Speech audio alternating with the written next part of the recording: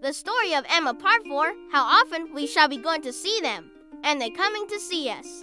We shall be always meeting. We must begin. We must go and pay wedding visit very soon. My dear, how am I to get so far? Reynolds is such a distance. I cannot walk half so far. No, Papa, nobody thought of your walking. We must go in the carriage, to be sure, the carriage. But James would not like to put the horses too for such a little way. And where are the poor horses to be while we are paying our visit? They are to be put into Mr. Weston's stable. Papa, you know we have settled all that already. We talked it all over with Mr. Weston last night. And as for James, you may be very sure he will always like going to Randall's, because of his daughters being housemaid there. I only doubt whether he will ever take us anywhere else. That what you're doing, Papa. You got Hannah that good place. Nobody thought of Hannah till you mentioned her. James is so obliged to you.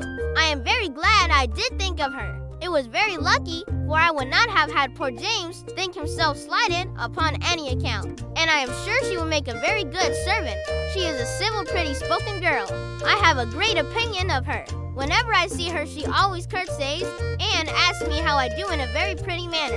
And when you have had her here to do needlework, I observe she always turns the lock of the door the right way and never bangs it. I am sure she will be an excellent servant, and it will be a great comfort to poor Miss Taylor to have somebody about her that she is used to see. Whenever James goes over to see his daughter, you know, she will be hearing of us. He will be able to tell her how we all are.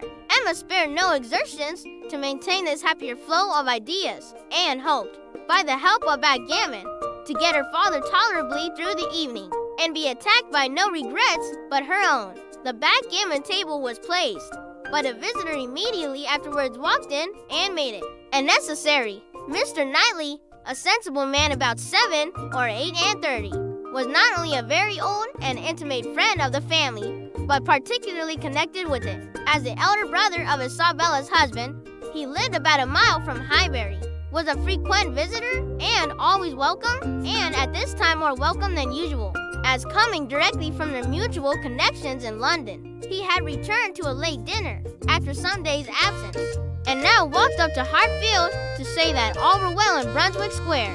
It was a happy circumstance, and animated Mr. Woodhouse for some time.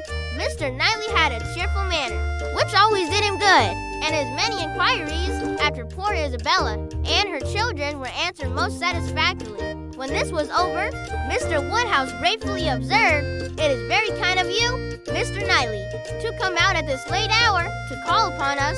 I am afraid you must have had a shocking walk."